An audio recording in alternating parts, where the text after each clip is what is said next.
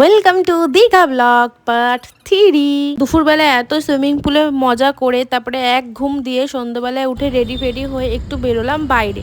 আর এটা আমাদের হোটেলের সামনের দিকটা। তারপরে আমরা সবাই চলে আসলাম এখানে বসতে। আর এখানে বসলে কখন যে টাইম কেটে যায়, মানে তোমরা যারা দীঘা গেছো তারা রিলেট করতে পারবে। এখানে কিছু ফটো তোলা হলো আর এখানে একটু গল্প টল্প করে আমরা চলে গেলাম একটা দীঘার নতুন জায়গা। দীঘা এতবার এসেছি বাট এই জায়গাটা আমি আসা হয়নি, এই ফার্স্ট টাইম আসলো। বেশ সুন্দর জায়গাটা। আর এখানে দেখো তুর্কিশ আইসক্রিম বিক্রি হচ্ছে। আমি ফার্স্ট টাইম দেখলাম তুর্কিশ আইসক্রিম, তোমরাও দেখে নাও। এখানে কি সুন্দর মহিলাটা নাচছে।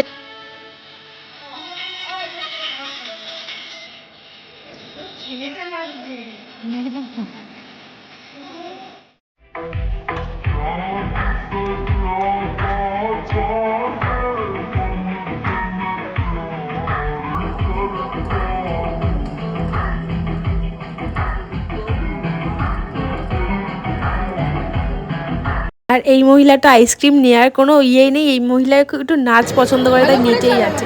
তারপরে এখানে আসলাম আমরা গেম জোনে। আর এখানে তো ওরা গেম দেখে পাগল হয়ে গেছে। এখানে খুব সুন্দর সুন্দর গেম ছিল। একটু রাত হয়ে গেছিলো বলে অনেক গেমটাই অফ হয়ে গেছে।